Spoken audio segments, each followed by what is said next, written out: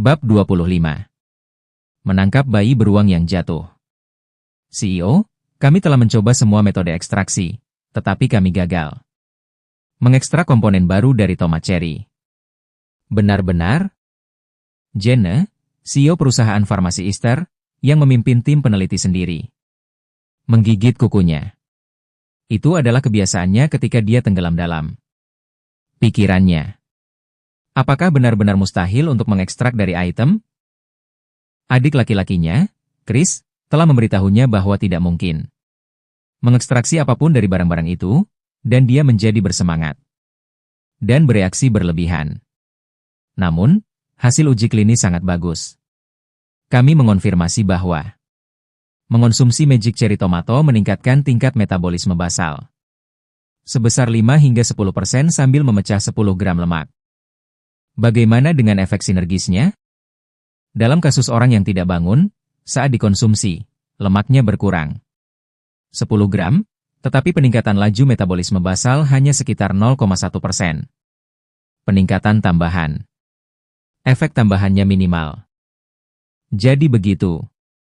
Jenna, yang pernah merasakan sendiri Magic Cherry Tomato, tahu yang terbaik. Dia hanya ingin memverifikasi angka pastinya. Bagaimana dengan efek samping dari konsumsi berlebihan? Tidak ada efek samping selain yang terjadi saat mengkonsumsi tomat cherry biasa. Benar-benar? Bagaimana dengan pemecahan lemak yang berlebihan? Bagian itu luar biasa. Bahkan jika Anda overdosis pada Magic Cherry Tomato es, jika tubuh Anda memiliki lemak rendah, lemak tidak akan terurai di bawah 7 hingga 9% lemak tubuh. Sebaliknya, efek peningkatan vitalitas juga menghilang. Kata-kata peneliti berarti bahwa meskipun Anda makan berlebihan tomat cherry ajaib, itu tidak akan membahayakan kesehatan Anda. Baiklah. Tolong bawa sisanya ke kantor saya. Selama beberapa hari terakhir, Jenna telah menerima telepon dari anggota Komite Penasihat FDA yang menerima tomat cherry ajaib sebagai hadiah, menanyakan apakah mereka bisa mendapatkan lebih banyak. Ya. Tapi tomat cherry ajaib pasti bagus. Garis rahangmu menjadi lebih tajam. CEO. Hahaha. Terima kasih. Suasana hati Jenna membaik mendengar kata-kata pemimpin tim peneliti. Meskipun penelitian untuk mengekstrak komponen dari tomat cherry ajaib telah gagal, namun dietnya berhasil. Hari ke-165 terdampar. Baiklah. Sejun bangkit dan menambahkan garis lain ke dinding, menyelesaikan lainnya. Baris keempat sudah 30% penuh. Waktu seakan berjalan lambat, namun juga berlalu dengan cepat. Dengung-dengung. Lebah madu beracun bangun pagi-pagi dan mendekati Sejun sebelum mereka menghisap madu. Jumlah lebah madu beracun telah meningkat 7 dalam 2 hari, berjumlah 60. Apakah kalian semua tidur nyenyak? Gosok-gosok. Lebah madu beracun menanggapi dengan menggosokkan bagian ekornya ke tubuh Sejun. Saat itu, mencicit, piter-pater, berdebar. Kelinci bangun dan menyapa Sejun di pagi hari. Sejun dan kelinci makan makanan sederhana berupa ubi, wortel, dan air madu, yang menyegarkan sebelum memulai pekerjaan pertanian pagi mereka. Mulai hari ini, tugas Sejun termasuk memotong daun bawang hijau yang biasa dilakukan istri kelinci. Saat perut kelinci istri semakin besar, dia diberi tugas yang lebih mudah, seperti menyiapkan makanan dan memetik tomat cherry dari batang yang dipanen oleh Sejun. Mengikis. Mengikis. Sejun memotong daun bawang dengan kecepatan luar biasa. Dengan belati. Pelatihan ke-ins, Sejun bisa disebut sebagai pemotong daun yang hampir tak tertandingi di gua ini. Kelinci putih dengan gerobak saja tidak bisa mengimbangi kecepatan Sejun memotong daun bawang, jadi kelinci putih dengan arit harus membantu membawa daun bawang juga.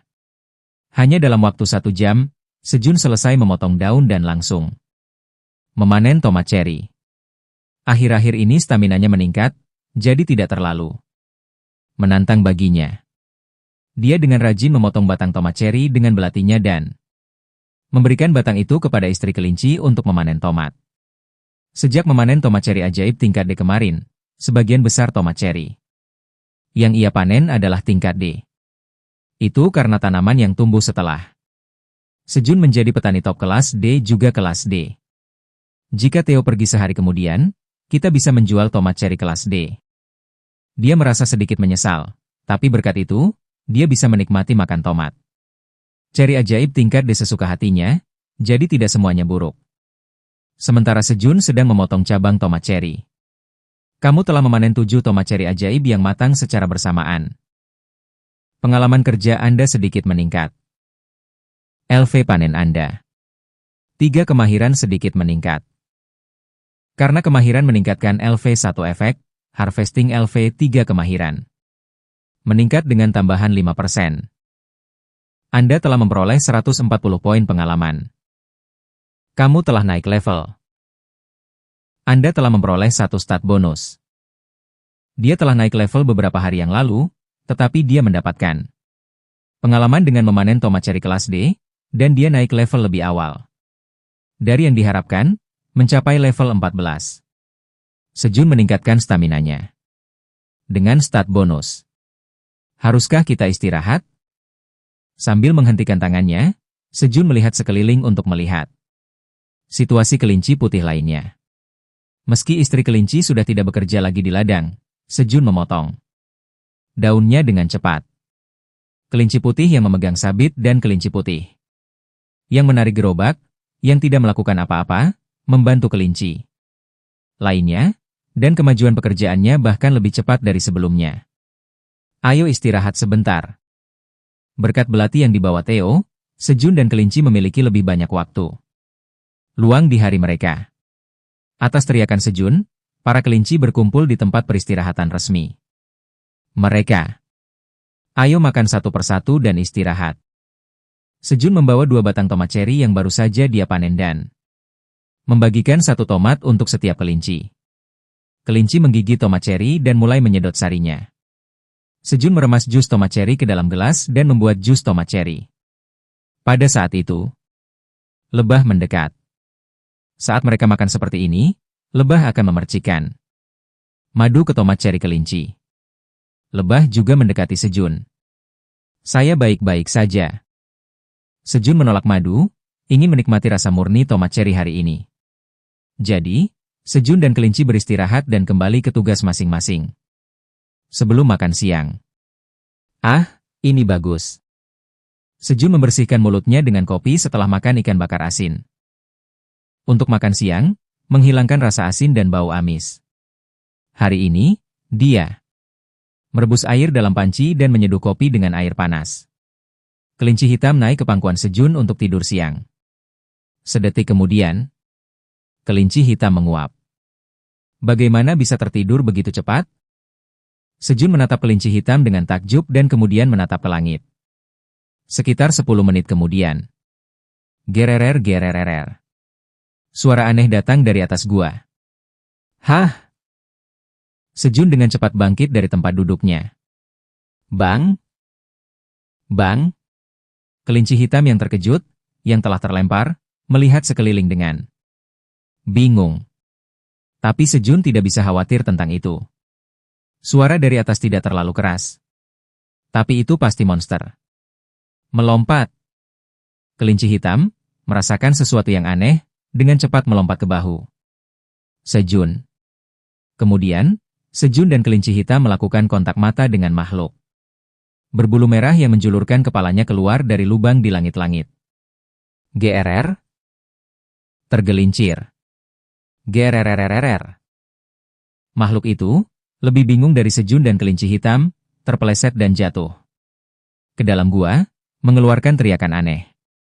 Anda tidak harus pergi ke sana. Ibu selalu mengatakan itu dilarang. Itu adalah wilayah lebah madu beracun dan berbahaya. Namun, bayi Crimson Giant Bear, yang pergi bermain sendirian saat ibunya tertidur sebentar, tersesat. Mama! Mama! Bayi Crimson Giant Bear memanggil ibunya dan mencoba mencari jalan pulang. Tapi bayi beruang raksasa merah pergi ke arah yang salah dan memasuki wilayah lebah madu beracun, semakin jauh dari induknya. Mama! Mama! Bayi beruang raksasa merah tua sedang mencari induknya di wilayah lebah madu beracun. Kemudian, mengendus. Bau manis datang dari suatu tempat. Baunya enak. Bayi Crimson Giant berlupa sedang mencari induknya dan mengikuti baunya. Mengendus. Mengikuti aroma tersebut, bayi Crimson Giant Bear menyadari bahwa bau tersebut berasal dari sebuah lubang di tanah dan dengan hati-hati menjulurkan kepalanya untuk melihat ke bawah. Hah! Tapi ada tatapan menatapnya dari bawah. Tergelincir. Bayi beruang raksasa merah tua, terlalu bingung, kehilangan kekuatan di kakinya dan jatuh ke dalam lubang. Selamatkan aku, Bu. Hah!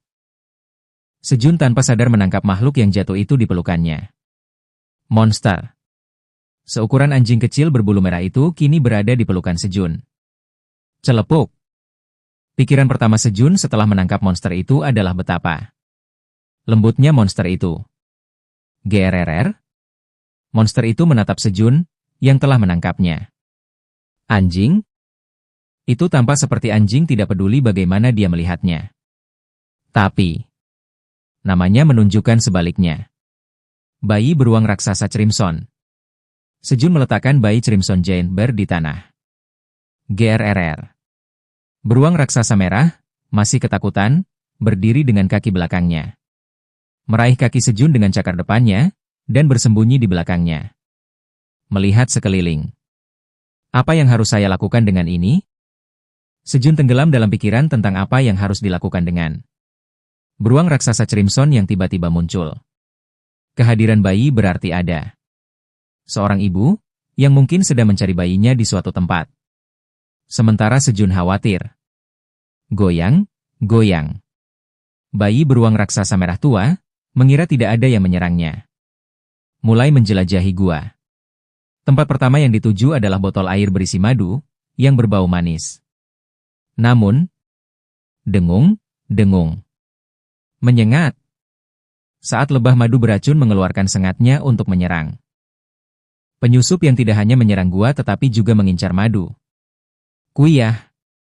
Kuyah. Bayi Crimson Giant Bear menjerit dan dengan cepat bersembunyi di belakang kaki Sejun lagi. Dengung, dengung.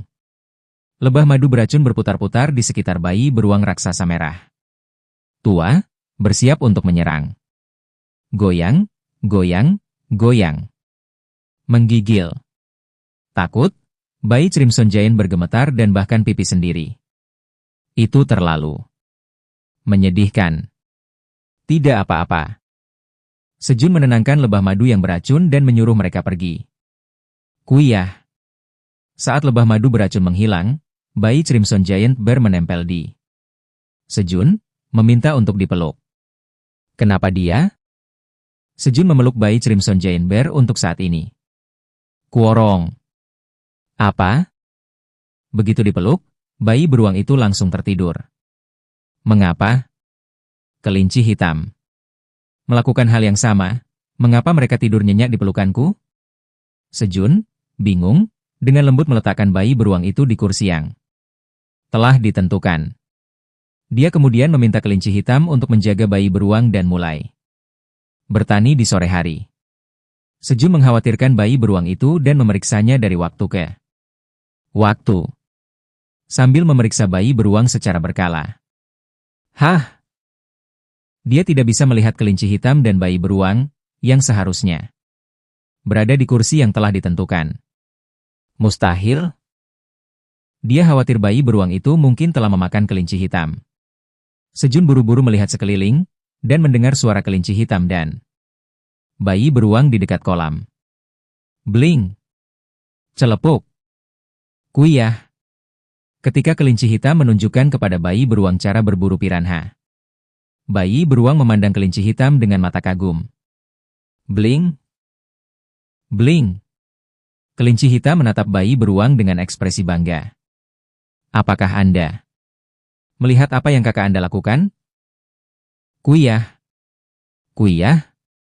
Bayi beruang itu mengangguk sebagai jawaban. Kakak laki-laki, kamu luar. Biasa. Bisakah saya makan ini? Bling. Kelinci hitam menjawab dengan riang. Tentu saja.